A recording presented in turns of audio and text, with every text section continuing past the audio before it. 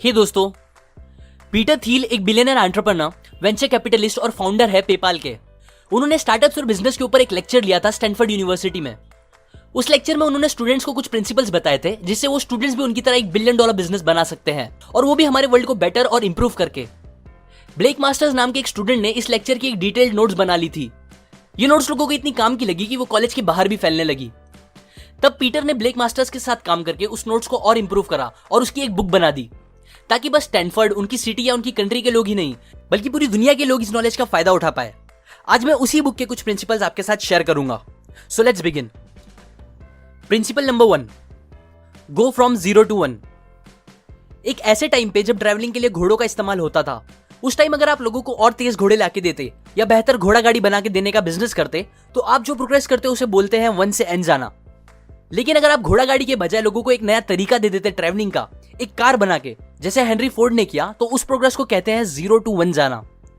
अगर आपको सक्सेसफुल बनना है तो कुछ नया करो और 0 to 1 जाओ, जिसे वर्टिकल प्रोग्रेस भी बोलते हैं।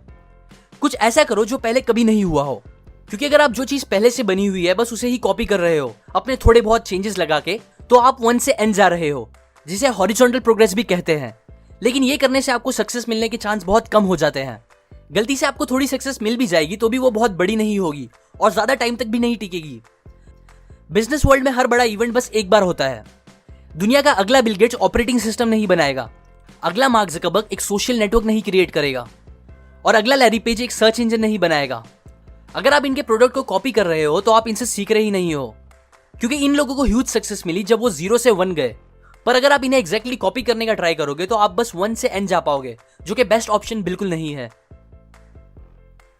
Principle number 2, become a monopoly, avoid competition. हम ऐसी सोसाइटी में रहते हैं जहां कंपटीशन को बहुत एनकरेजमेंट मिलता है। हमारा एजुकेशन सिस्टम बच्चों को बचपन से ही compete करना सिखाता है। पहले वो मार्क्स के लिए एक दूसरे से compete करते हैं, फिर जॉब के लिए, फिर कोई नहीं मिलता तो अपने नेबर्स के साथ ही compete करने लगते हैं। पड़ोसी से ज्यादा अच्छी कार रखना, उससे बड़ी टीवी रखना, ये सब स्टूपिड चीजें कंपटीशन बन जाती है। पर सच तो यह है कि कंपटीशन आपको मोस्टली हर चीज के लिए लॉस ही देगा। एजुकेशन सिस्टम और दूसरी चीजों के लिए कभी और बात करेंगे। बिजनेस में भी कंपटीशन जहर जैसा होता है। पीटर बताते हैं कि कंपटीशन और कैपिटलिज्म अपोजिट है। एक प्रॉफिट जनरेट करने से रिलेटेड है, जबकि दूसरा प्रॉफिट को खत्म करने से रिलेटेड है। आपके बिजनेस मार्केट में जितना ज्यादा कंपटीशन होगा उतना कम आप प्रॉफिट कमा पाओगे, फिर चाहे आपका बिजनेस कितना भी बड़ा क्यों ना हो। एग्जाम्पल, यूएस की एयरलाइन कंपनीज करोड़ों और अरबों में पैसे बनाती है, पर फिर भी 2012 में वो कंपनीज एक पैसेंजर पे बस 37 सेंट का प्रॉफिट कमा पाई थी। अब इसे कंपेयर करते हैं गूगल से। गूगल ने उसी साल टोटल 50 बिलियन बनाए थे, जबकि एयरलाइंस ने 160 बिलियन। लेकिन गूगल ने उस 50 बिलियन में से 21% का प्रॉफिट बनाया था, जो कि एयरलाइन कंपनीज के प्रॉफिट से 100 गुना ज्यादा था। ऐसा इसीलिए हुआ क्योंकि एयरलाइन कंपनीज एक दूसरे से compete करने के चक्कर में अपने टिकट के दाम कम कर रही थी, लेकिन दूसरी तरफ गूगल अकेले ही अपना ज्यादातर मार्केट डोमिनेट कर रहा था, बिना किसी से प्रॉफिट के लिए compete करे। आज के टाइम पे अगर हम सारी यूएस एयरलाइन कंपनीज के प्रॉफिट को एक कर दे, फिर भी गूगल उनसे 3 गुना ज्यादा प्रॉफिट कमाता है। गूगल ऐसा कर पाता है क्योंकि गूगल का सर्च इंजन एक मोनोपोली है और इस चीज में उसका कोई भी बड़ा कॉम्पिटिटर नहीं है।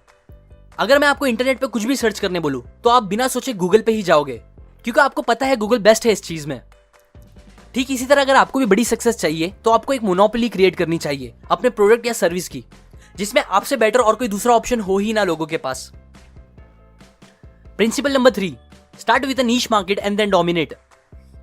Amazon आज एक ऐसी वेबसाइट है जहां आपको A to Z ऑलमोस्ट हर सामान मिल जाएगा, पर Amazon ने अपनी शुरुआत ऐसे नहीं की थी। स्टार्ट में Amazon ने बस एक छोटे से मार्केट पे कॉन्सेंट्रेट किया। वो मार्केट था बुक्स पढ़ने वाले लोगों का। इससे पहले तक किताबें बस बुक स्टोर्स पर मिला करती थी, जिसकी वजह से बहुत सी बुक बहुत सर्च करने के बाद भी लोगों को मिल नहीं पाती थी और बुक पब्लिशर्स को काफी लॉस होता था। बट फिर Amazon ने एक ऑनलाइन बुक स्टोर बना के एक 0 to 1 प्रोग्रेस लाया, जिससे बहुत लोगों का बहुत फायदा हुआ। बुक्स के बिजनेस में सक्सेस मिलने के बाद Amazon ने और दूसरे बुक से रिलेटेड प्रोडक्ट्स जैसे CD, DVD एक्सेट्रा बेचना स्टार्ट किया और फिर धीरे धीरे हर मार्केट को डोमिनेट कर दिया। ऐसे ही एक और एग्जांपल है खुद पेपाल का।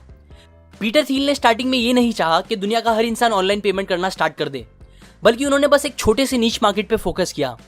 ये मार्केट था eBay के यूजर्स का, जिन्हें हर दिन चीजों को खरीदने और बेचने के लिए चेक्स का यूज करना पड़ता था।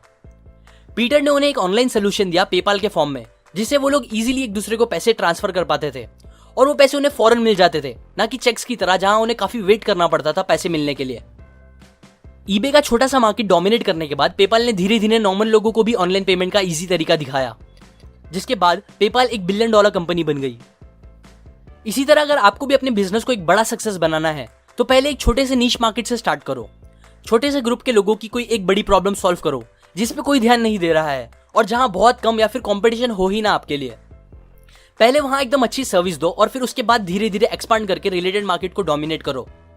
ये बात याद रखो कि एक बड़े से तालाब में एक छोटी सी मछली जिसे दूसरी बड़ी मछलियां कभी भी खा के आराम से खत्म कर दे, वो बनने से बेटर है कि पहले आप एक छोटे से तालाब की एक बड़ी मछली बनो और फिर उसके बाद बड़े तालाब में जाओ। जब आप ये सारी बातें याद रख के बिजनेस स्टार्ट करोगे तो आपके सक्सेस होने के चांस बहुत ज्यादा बढ़ जाएंगे। ये कुछ प्रिंसिपल्स मैंने आपको 0 to 1 by Peter Thiel book से बताई है।